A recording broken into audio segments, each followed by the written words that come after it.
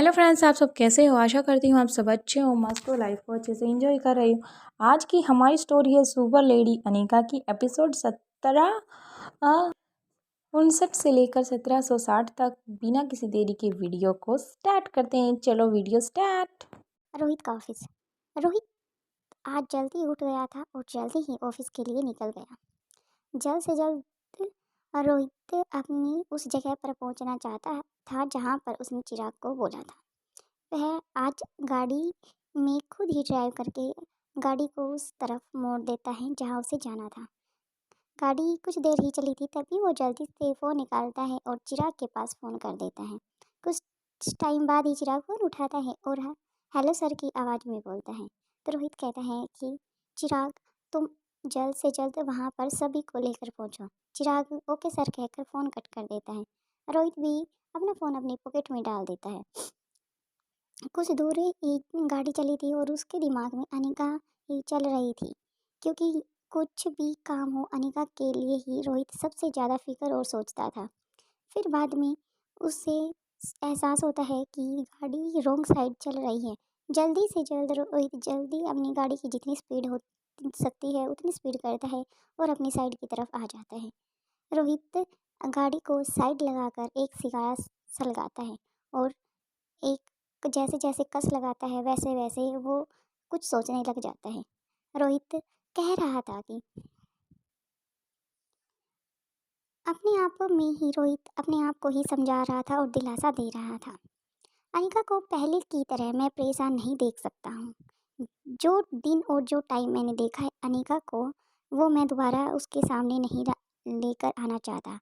जितना हो सकेगा, जितना बन सकेगा, मैं अनिका की हर एक मुसीबत को अपने पर लूँगा और उसे अपने तक ही सीमित रखने की पूरी कोशिश करूँगा। और जो नई मुसीबत हमारे सामने आई है, यानी कि अनिका का मानना है कि हर मुसीबत अनिका के लिए इंतज़ार कर रही है, तो मैं अनिका से पहले उन मुसीबतों का सामना करूँगा और वो भी डट कर आराम से।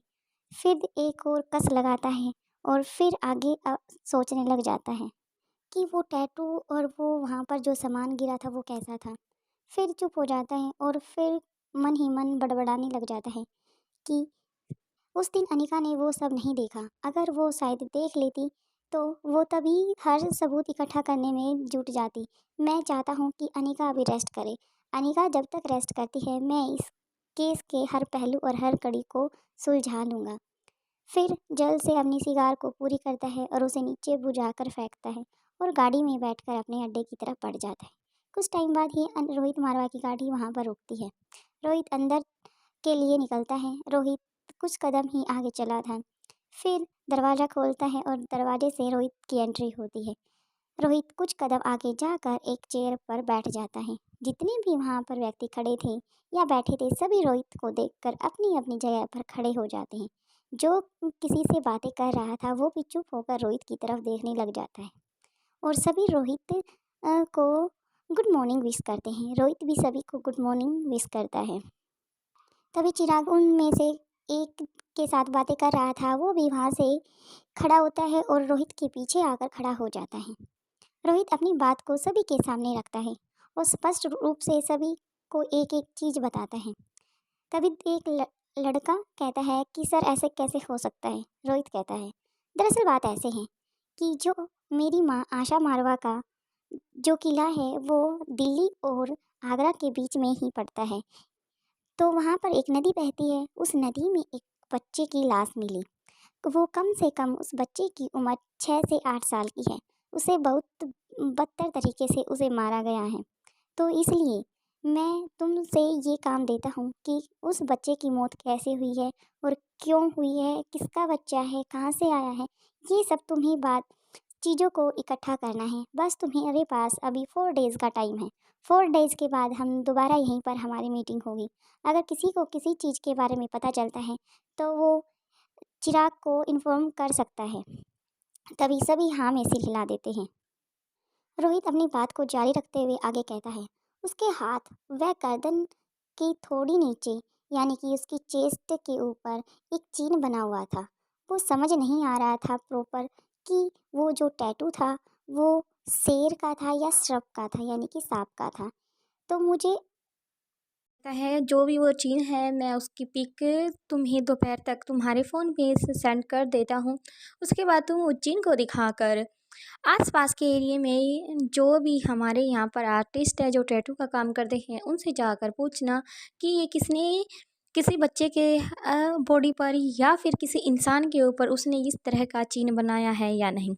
सभी हाँ में सिर हिला देते हैं। रोहित कहता है कि दोबारा हम यहीं पर मिलते हैं जल्द ही। सभी रोहित को हाँ में सिर हिलाकर वहाँ से आराम से निकल जाते हैं।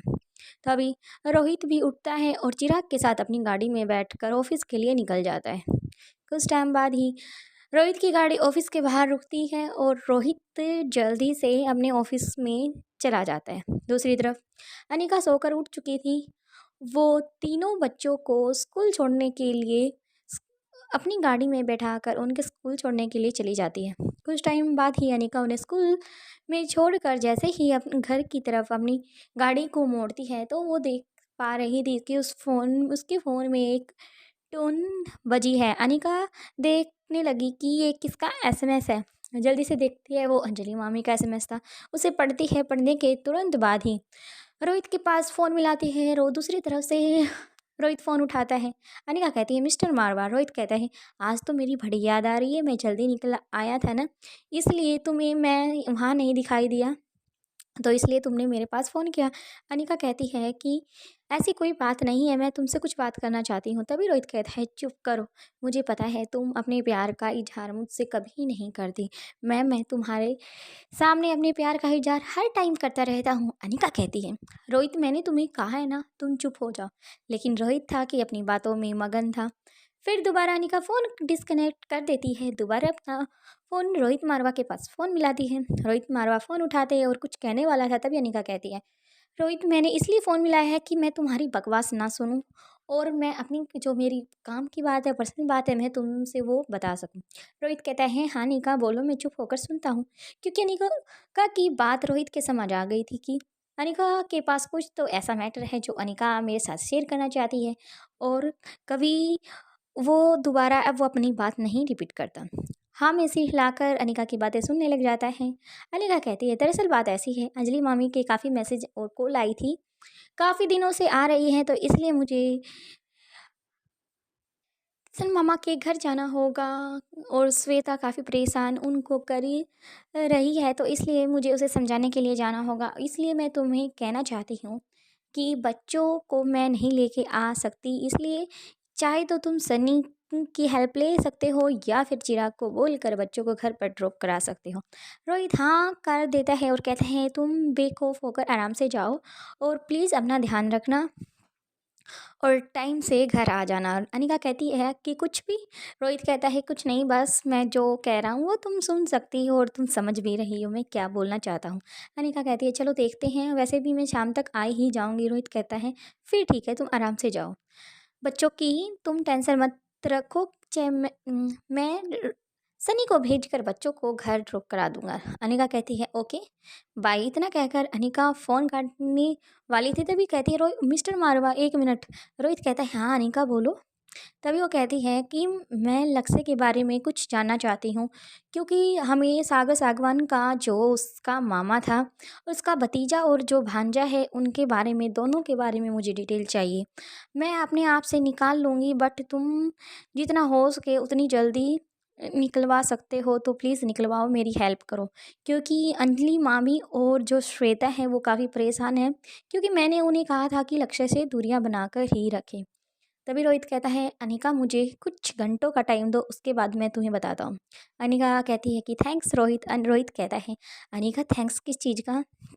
अनिका कहती है नथिंग। इतना कहकर अनिका फ़ोन कट कर देती है और जल्दी से किशन मामा के घर की तरफ अपनी गाड़ी का रूट कर देती है। कुछ टाइम बाद ही अनिका की गाड़ी किशन मामा के घर के बाहर की तरफ रुकती है। दूसरी तरफ जहाँ ये सब मसला चल रहा था, तो दूसरी तरफ लक्ष्य और उसका जो भाई था वो काफ़ी बैठे हुए थे, प्लानिंग कर रहे थे। तभी जो मोहन आता है, कहता है कि लक्ष्य तुमने अपना टारगेट बीच में ही छोड़ दिया है। लक्ष्य कहता है कि नहीं ऐसी कोई बात नहीं है, वो मेरे प्यार में पागल है, लेकिन शायद उसे बंदी बनाया गया है, क्योंकि मैं अब से 3 बार उनके घर जा चुका हूँ, लेकिन वो मुझसे मिलने के लिए नीचे तक नहीं आती।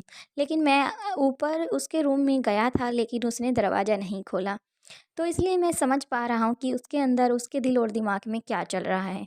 लक्ष्य की बात सुनकर अमन कहता है कि भाई थोड़ा ध्यान से। तभी मोहन आगे बीच बचाव करते हुए कहता है कि लक्ष्य जो अपना टारगेट मना लेता है या ठान लेता है, उस लक्ष्य को पाकर ही रहता है। इसी तो इसलिए तो इसका नाम लक्ष्य रखा था सागर सांगवान मामा जी ने।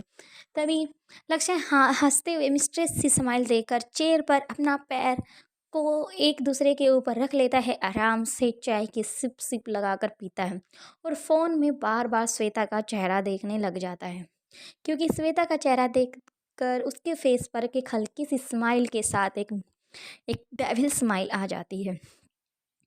कुछ टाइम बाद ही उसकी चाय फिनिश हो जाती है, रख कर अपना कप वो वापस एक रूम की तरफ बढ़ जाता है।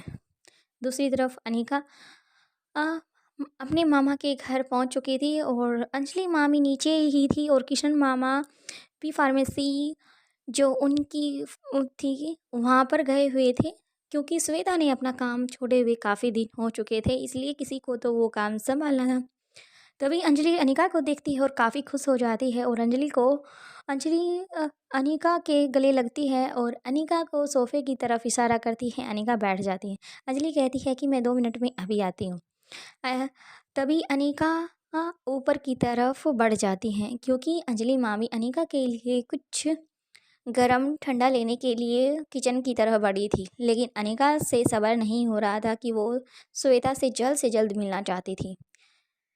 बाकी का नेक्स्ट एपिसोड में देखते हैं। प्लीज़ वीडियो पसंद आए तो लाइक शेयर सब्सक्राइब और कमेंट कर कर ज़रूर जाना। Thank you. और मुझे ना थोड़ा सा ना मौसम के अकॉर्डिंग कोल्ड हो रखा है, तो प्लीज़ थोड़ा सा आवाज़ साउंड में वो हो रहा है बोलने में, तो थोड़ा thank you. Please share subscribe comment.